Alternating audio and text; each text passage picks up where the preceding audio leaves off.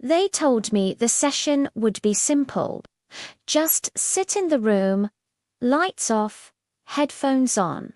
That's it. When I arrived, the place was exactly as described, an unassuming room in a nondescript building. It smelled faintly of dust and old tired electricity.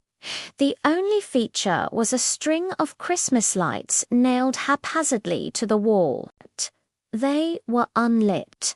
I put on the headphones, and the world went silent for a moment before a calm, almost clinical voice began to speak. This is a perception experiment. The purpose of this session is to measure your physiological and psychological responses to auditory and visual stimuli. Please remain seated and follow all instructions. It sounded standard enough. A bit dry, but nothing too out of the ordinary for a research study. The room was dark, the only light bleeding in from under the door. I settled into the hard wooden chair, my heart rate already a little faster than usual. The silence in between the voice's instructions felt heavy, charged. The voice continued, its tone unchanging. In a moment, you may observe changes in the visual environment. Specifically, the lights on the wall may activate. If the lights turn on by themselves, do not respond. Do not speak. Do not react in any way. Simply observe. Acknowledging the stimuli will compromise the data. Don't respond. Seemed easy enough. I stared at the dark bulbs on the wall, their shapes barely visible. My eyes started to play tricks on me, the way they do in the dark. I thought I saw a flicker, but dismissed it as my vision adjusting. But then it happened.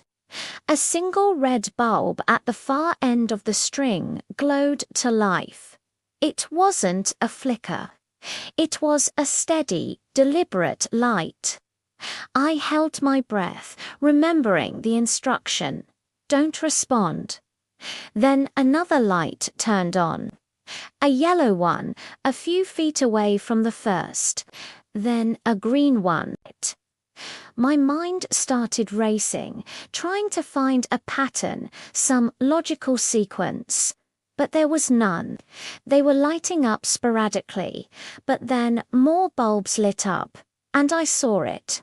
A pattern was forming. Letters, HELLO. My throat went tight.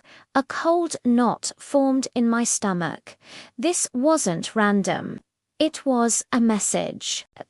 Against every instruction, against my better judgment, a whisper escaped my lips.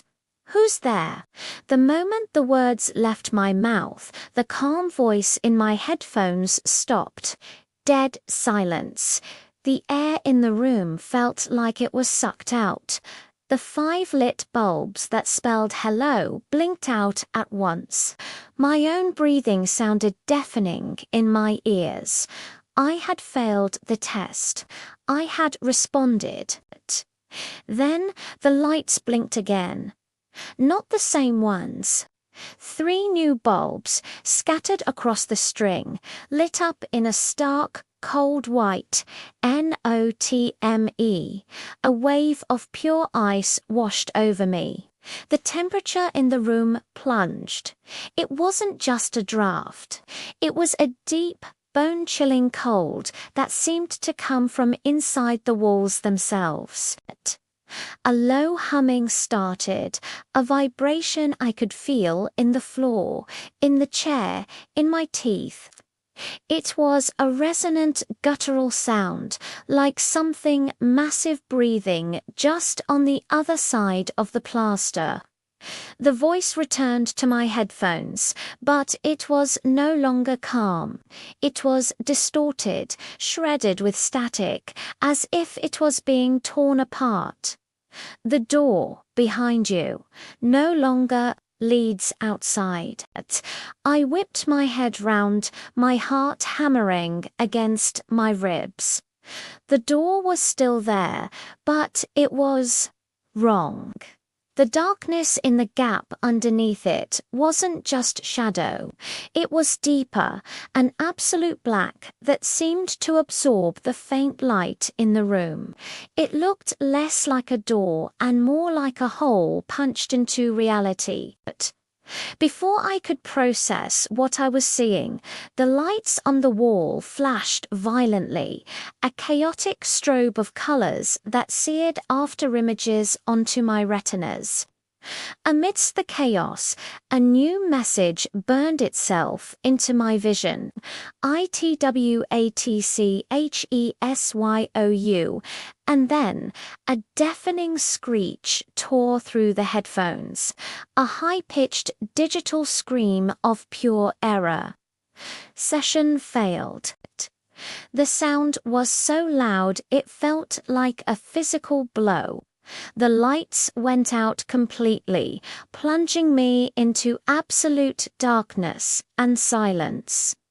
I ripped the headphones off, my ears ringing. For a long moment I sat there, frozen in the pitch black.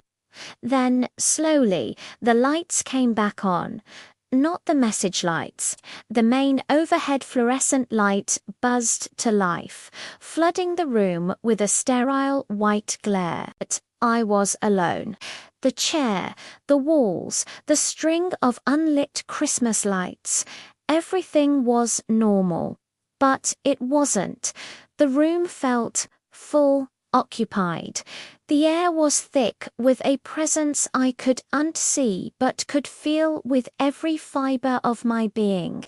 And as my eyes darted around the room, frantically searching the corners, one last light flickered on the wall. A single, small, blue bulb. It pulsed softly, like a dying star, and I knew, without even needing it to spell the word, what it was trying to say. STAY.